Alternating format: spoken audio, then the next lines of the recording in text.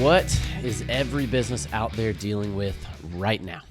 Employees and hiring.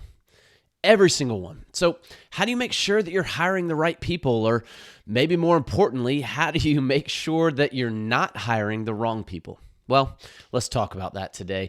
Good morning, friends. Thomas Joyner with Business on Purpose here. So excited you're joining. So I can't tell you the last time I walked into a restaurant and I didn't immediately see a we're hiring sign in the window. Or maybe go to a local nursery just to grab a few plants. Yep, they're hiring too.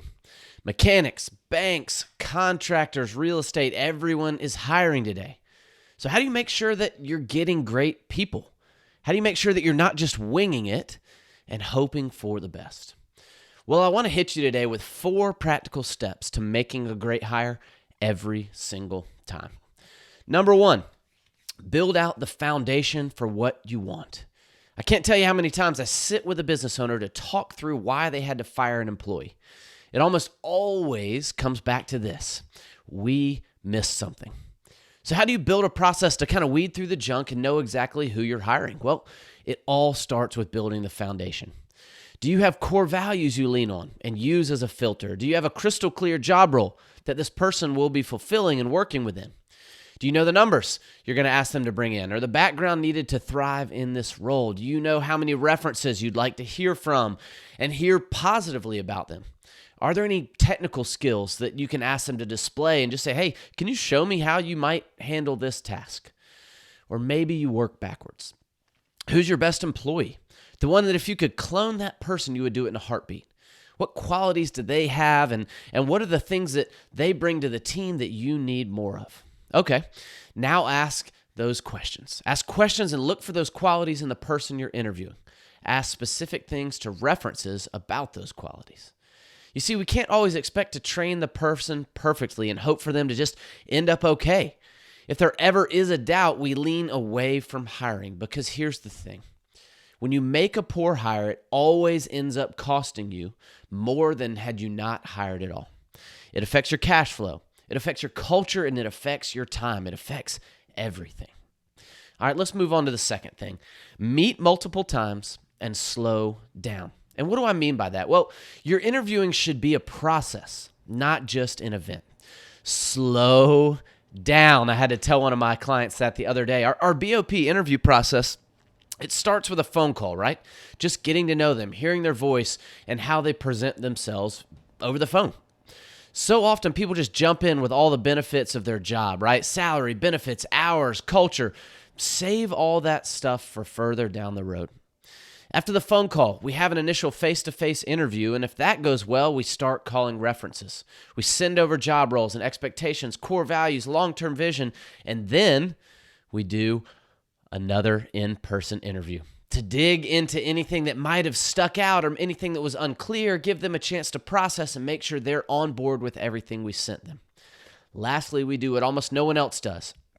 We host a dinner or a lunch with their spouse or their significant other for any further red flags or reasons for not moving forward. You know, it happens so often the spouse doesn't get to see your culture from up close. Or maybe he or she is not as bought in and is just having some doubts that this may be the right thing. Listen, you can't see all that stuff unless you get some time with them. Unless you go out and really get some time together, just getting to know both of them together and seeing what might be going on behind the scenes. When I got hired by BOP, it was nearly a 6-month process. And you may say, well, Thomas, we don't have 6 months. Okay, I get that. But that's because you're hiring in chaos today for an immediate need. But what would it look like to intentionally slow down and start preparing for future hires today? And if you don't have 6 months, well, maybe you need to realize that it's going to be a lot longer than that if you make a poor choice today. It's going to cost you upwards of a year, year and a half to try to train that person, realize they don't have what it takes, and then try to find another person to figure it out. Slow yourself down. Number 3, know your numbers and be honest on the future possibilities. This is a big one for me, and it hits close to home for every business because we trade dollar for dollar on a hire, so we never have any margin for slow times of year. No, a new hire should bring in 2 to 3 times what you pay them. If you say the job's worth $20 an hour or, $40K a year for full-time employees, can it bring in 80 to 120K in revenue? If not, it's going to stress your cash flow. It's going to stress you. And during slow months, you're going to have to think long and hard about laying that person off. And that's no way to do business. No, know what you can afford and what your employees should bring to the team. Communicate that so clearly so that expectations are in writing and they know exactly what they're signing up for. Then that gives you metrics to come back to early on in the onboarding process, and it gives you a chance to set the standard and hold them accountable. All right, real quick on the be honest part. In many exit interviews, employee after employee I've seen mentions that they were over-promised in the interview. We want this job to sound amazing, so we casually just throw these words out like upward mobility, profit sharing, maybe future partnership or regular raises based on performance. We have no real metrics for tracking and implementing those things. Y'all, we have to stop doing that. We're setting a bar for ourselves that we really have zero intention of reaching and didn't realize we actually set it in the interview process. But it comes across as dishonest, and it leads your team members on that in a way that will build discontentment and distrust down the road. All right, fourth thing, have an onboarding plan to ensure the people you move forward with are supported. We recommend meeting weekly for a minimum of 90 days for every new hire. You want to capture their eyes and what they're seeing from a fresh perspective before it's lost forever. If you want to read a little bit more about that, we've got multiple podcasts on the onboarding process, so go back and check that out. But one of the things we've challenged our clients on recently is making the best hire possible, yes, but also equipping the people already in your business. It takes too much time, money, and energy to retool your entire team with new hires. So how do you add needed pieces and equip the rest to rise to the standards? It's training, it's training, it's training. That's what leads to accountability. If your team's not trained, you cannot hold them accountable. Don't shortcut that. Don't expect them just to know what to do because you know what to do. No, build out your process for getting them up to speed, stick to it, and do it time after time after time.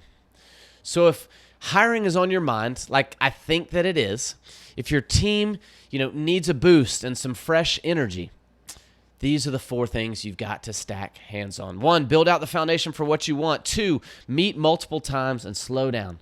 3, know your numbers and be honest about future possibilities. 4, have an effective onboarding plan. That's it. Now go do the work, make your hires. The people are there and they are waiting for you to lead them. I hope you take this to heart. If there's anything we can help with, please let me know. This stuff is important. It radically transforms your business when you make effective hires. Thanks. Have a great week.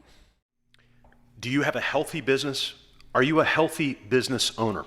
You can take the quiz right now. Just go to mybusinessonpurpose.com/healthy for the Healthy Owner Business Assessment.